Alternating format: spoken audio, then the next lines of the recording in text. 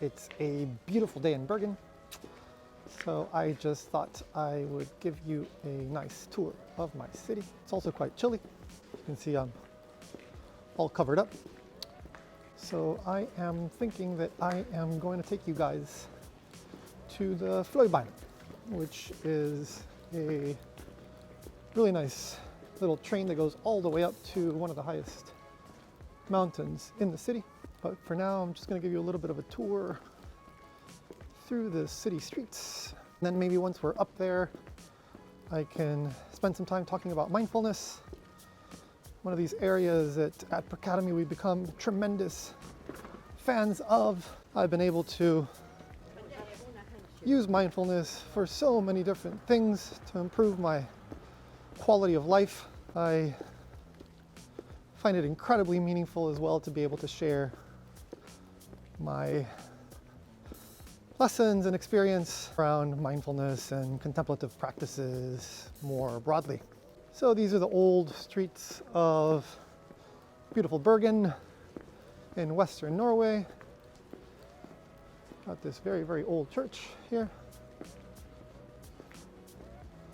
So as you can see, I am freezing my ass off, but I'd actually prefer for all days to be like this because it is dry, and I love dry, crispy days like this. You'll see that that's going to help us a lot with the view up on the mountain. This is one of the rainiest cities in the world, and most of the time there are clouds stuck right next to the mountains, and so it's almost impossible to see the city, but I believe today is going to be really, really, really nice. Hence me going out and doing one of my first vlogs for you guys. I'm already tired. I'm gonna have to work on my fitness level because I'm already breathing hard. I feel like my ears are gonna fall off.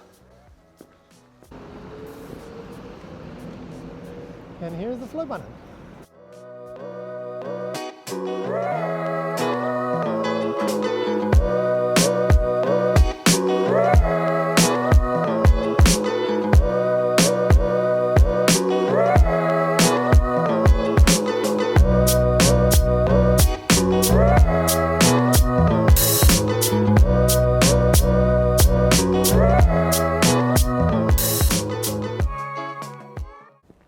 So here we are on top of Bergen. I believe it's the second highest mountain surrounding Bergen. Bergen has 7 beautiful mountains all around it. That's why the city's so rainy, because that's where the clouds get stuck. But today is most definitely an exception, a beautiful exception. Downtown is there, and all the way back are those extensions of the city. I am going to go look for a place where we can sit down and talk a little bit about mindfulness. So there's a lot of confusion when it comes to what mindfulness actually is. One of the first things people new to mindfulness think about is to clear your mind. Don't think about anything. Be all peaceful, maybe even like spiritual. The truth is that the definition of mindfulness, at least the one I really, really like, is much, much more simple, much more straightforward, and infinitely more practical than that. The definition I love is the one used by Leah Weiss, a professor at Stanford Business School. She says that basically mindfulness is the intentional use of attention. Very straightforward. So it's the capacity of human beings to be able to recognize that they have the capacity to recognize. So what does this intentional use of attention look like at the most practical of levels? One of the most traditional approaches is to simply bring our attention to the ins and the outs of our breath, particularly around the nostril area. And so all you do is you sit and you spend just a little bit of time bringing a little bit more attention than usual to that particular part of your body. You will notice that maybe when you breathe in, the air is a bit cool, and then when you breathe out, the air is a little bit warmer. You might notice, for example, that it's easier for you to follow your breath, particularly when it starts to enter your lungs or when your diaphragm starts to expand or contract. You might notice, for example, that you feel a little bit of tingling or tickling inside of your nostrils, whatever it is, that's where you bring your attention. So one of the things that happens very, very early on, as soon as you sit down and start to focus on your breath, is that you realize that your mind will start to grasp onto tons of different thoughts and ideas and sensations and feelings. You're gonna think that you're hungry, and you're gonna think that you've got lots of things to do. You're gonna think that things are feeling very weird, and you're gonna think that this is not right for you. A lot of things are gonna happen, and that's basically very, very normal. That's what the mind does, particularly when you start to observe the mind, because it's constantly reacting in that way.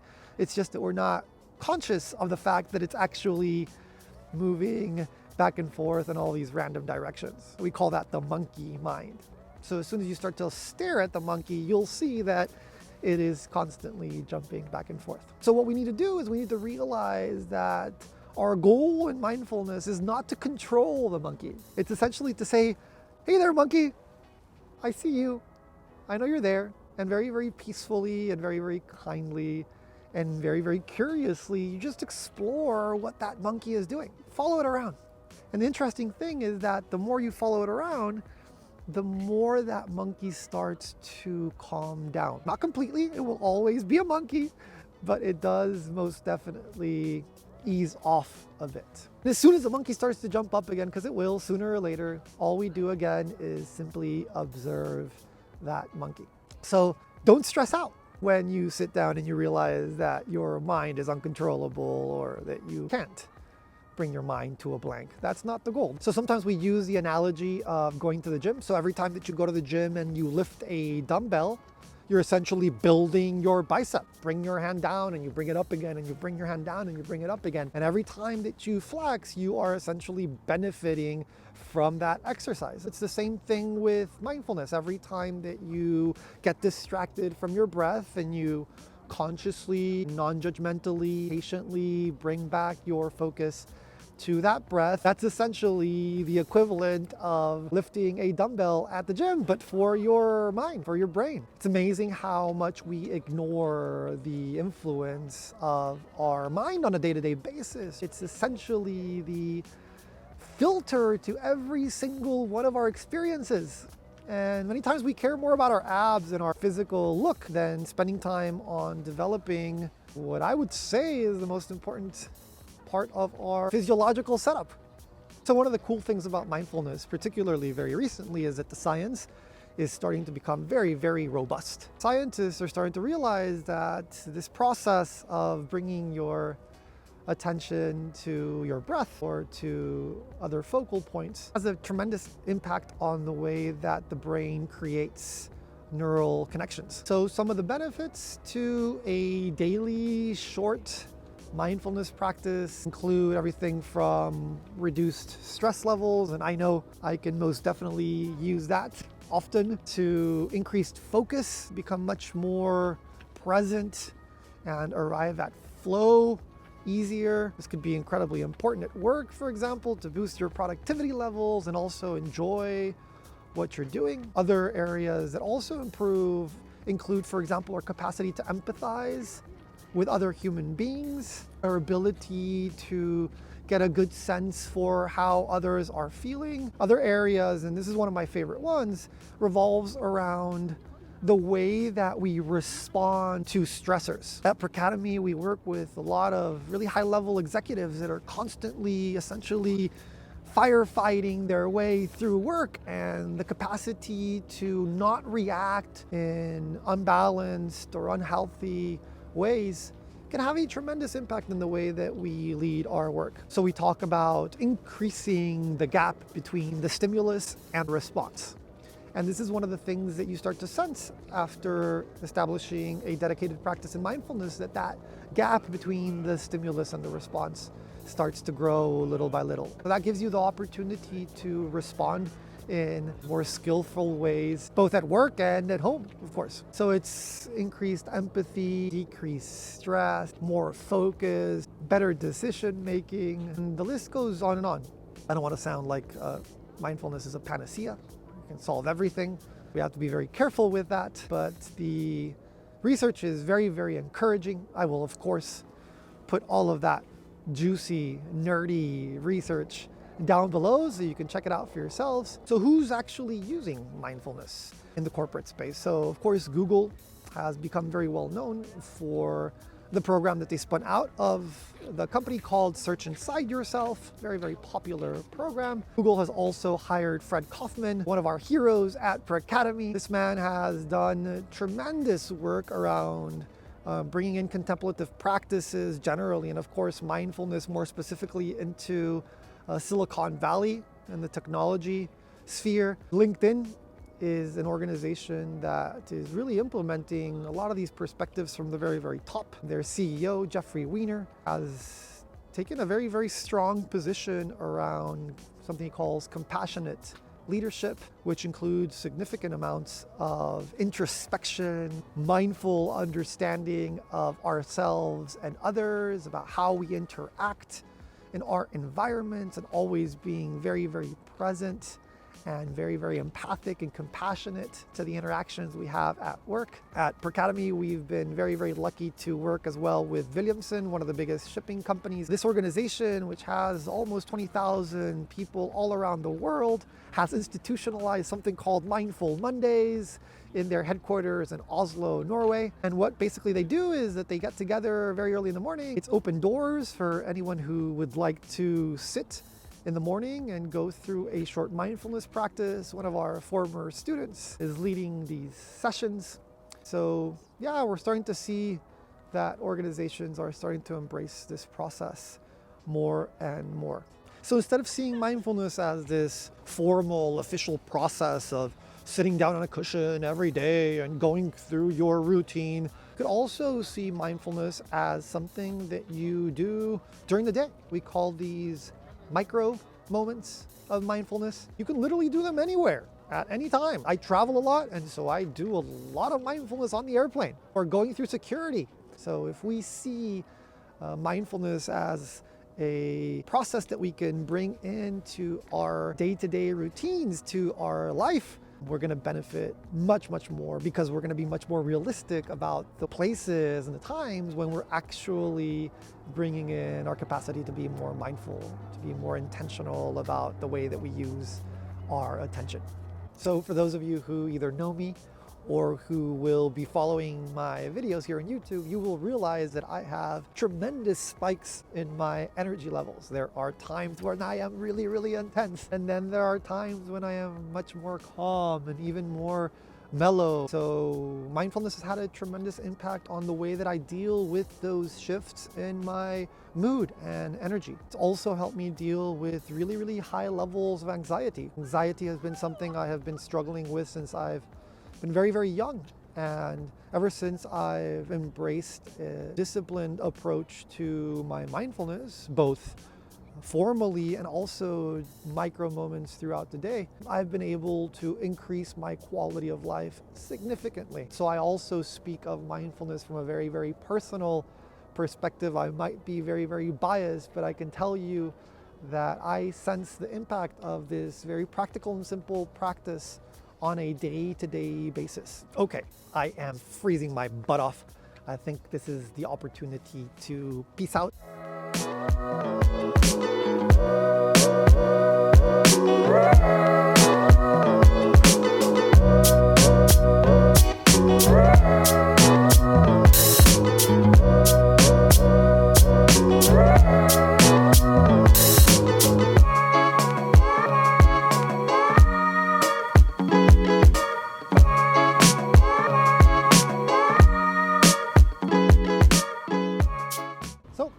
Down from the mountain, and now we are going to chill a little bit in the city. Hope you enjoyed our chat up there about mindfulness. It'll be just one out of many different short vlogs that I do. Please let me know what you thought of it. I would love to hear your comments of what kinds of other vlogs you'd like me to do. I'd love to throw myself into different conversations with you guys, take you around different places. Next week I'm going to be in Trondheim, where I teach at NTNU, so I'll be showing you around that city as well. And then later you can expect to get vlogs from India and Malaysia, which are my two next trips. I will be doing a 2-week silent retreat in northern India, in Sarnath, which is where the Buddha did his very first mindfulness workshop, basically. And then I'm going to be going to Malaysia to lead a workshop around innovation and leadership for Telenor, one of the biggest telecom companies in the world. I think it's the third largest company in Norway. So I'm really excited about that as well. Never been to Kuala Lumpur, so it's gonna be really cool. Hopefully you guys can check those vlogs out as well. So now we are walking down to the traditional area of Bergen called Bergen, which is down on that side. You can see those buildings over there. They're a World Heritage Site, I believe. Really, really old buildings. Part of the Hanseatic Trading Union, the pride and joy of Bergen. I am starting to get hungry, and so how about I invite you guys to by far my favorite restaurant in Bergen. It is a delicious Italian restaurant called Bien Centro. So how about I see you guys in a little bit and we can have some pasta and a glass of wine together. All right, see you in a bit.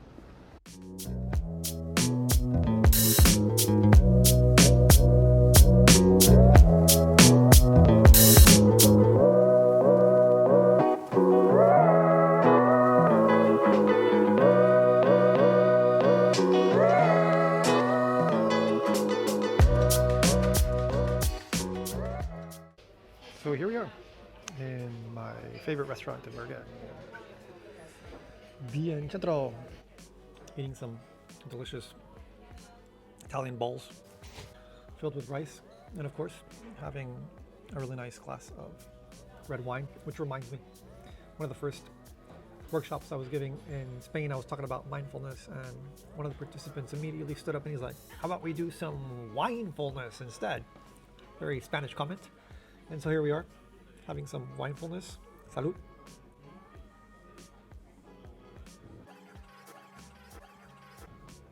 Which actually, not so much of a joke. One of the perspectives of micro moments is to embrace the small things in life and really live them as involved as possible. In class, sometimes we do this exercise where I give my students a raisin and we literally take 25 minutes to eat that raisin. Everything from staring at it to smelling it to realizing all of the different processes that have been involved in the creation of that raisin, everything from the planting of the seed to the growth of the plant, nurturing in the farm, to the transportation, the marketing, taking to the store, selling, every single little part of the value chain, the life chain of that beautiful little fruit. We think about it, and then little by little we start to bring it into our mouths, and it melts in our mouth, and we can start to bite it after a while, and after 25 minutes we've experienced this amazing thing. Generally we just think about a raisin as a very so-so whatever kind of fruit. So I try to do that with my meals and with conversations and with drinks and with running sessions and all kinds of events during life that we unfortunately many times take for granted. Okay, see you very soon. How's it?